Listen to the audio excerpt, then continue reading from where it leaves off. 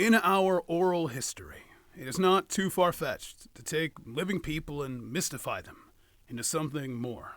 Sargon of Akkad, Hammurabi, and many Christian saints fall under this category of historical figure who had been given legend and folklore about them.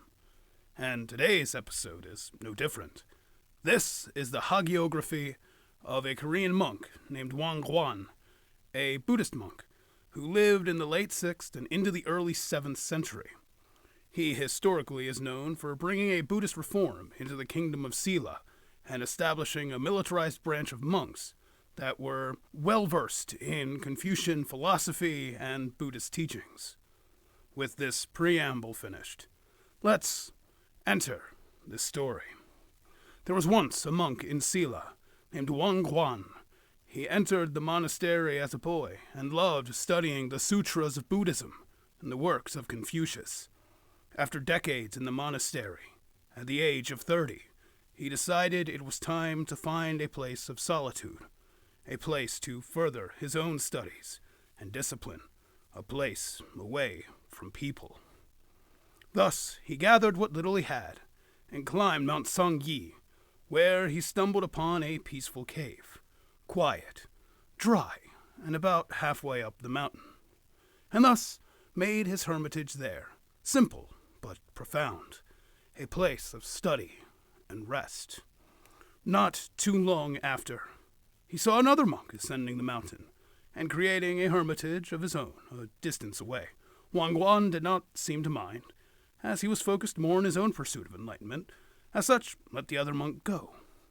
Though one night, as he was practicing his scriptures, a spirit made itself known to him. This spirit was disguised, and no description was given, but known to Won-gwang as a spirit.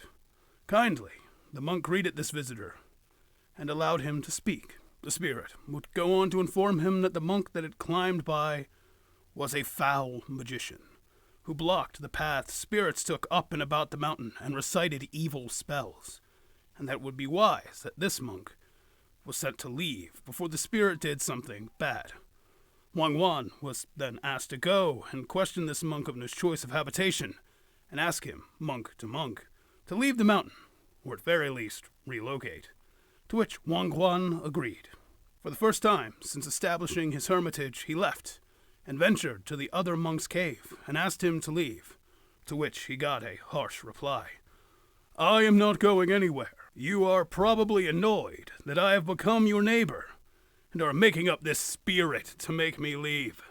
Nothing is going to harm me here, for I am a powerful magician." With this rejection, and taking those words to heart, Won-gwang ventured down the mountain, back to his hermitage, and began his prayer. When the spirit reappeared, he spoke, and attempted to say he did not visit his monk in fear of the spirit's own acts toward himself. The spirit, though, saw through this, having followed Won-gwang up the mountain, only to see him rejected for doing so. The spirit then spoke to him, and said that this monk would much regret for not listening.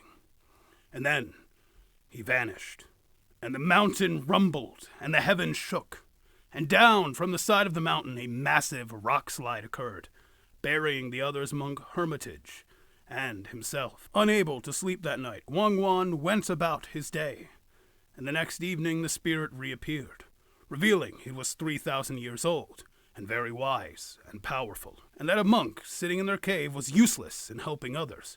Thus, he instructed Won-gwang to go and study the Dharma in China, and then to come back to Korea to bring the knowledge to his own people. And so, for 11 years, Won-gwang spent time in China, practicing the Dharma and learning more on Confucian thought.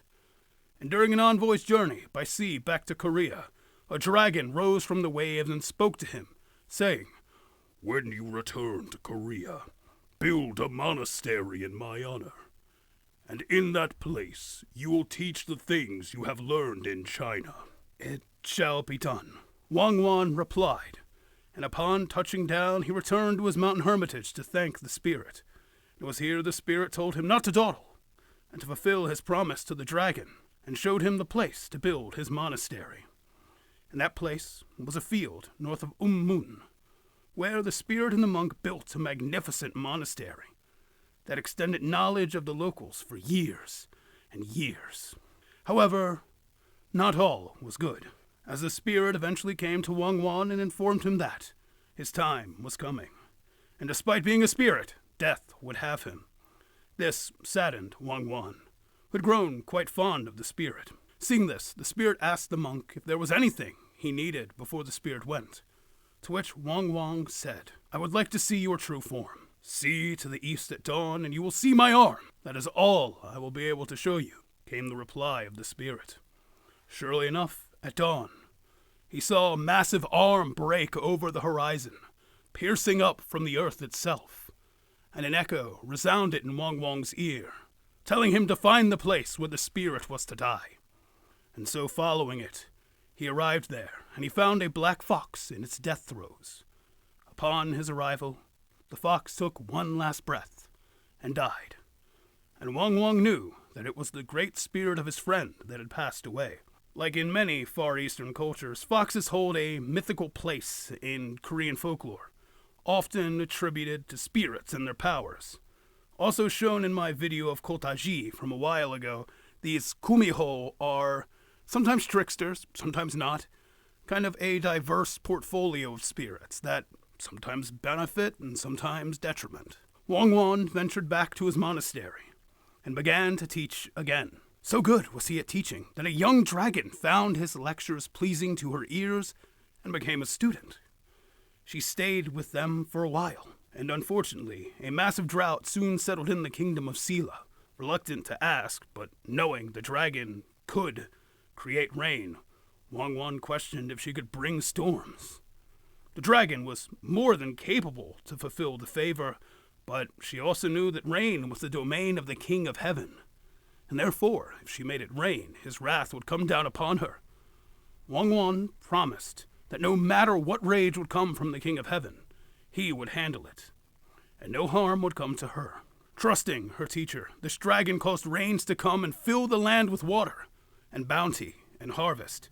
And with this rain, the thunderclap, an emissary of the King of Heaven, struck down like lightning, preparing to execute this dragon that dared overstep her bounds. Won-gwang saw this display and had the dragon hide under his lecter, while he approached the emissary, explaining that the dragon knew wrath was coming, and that just outside she turned herself into a pear tree in the yard of the monastery, that any punishment should be dealt to that.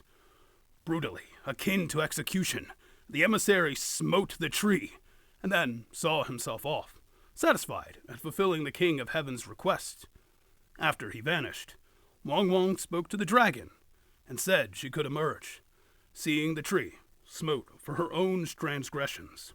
She thanked Won-gwang and restored the tree to life and caused it to bloom, after which Won-gwang would continue to go on, spreading Buddhism through Sela, preaching good and keeping his promise to the great spirit that he had befriended, and the dragon he met along the ways.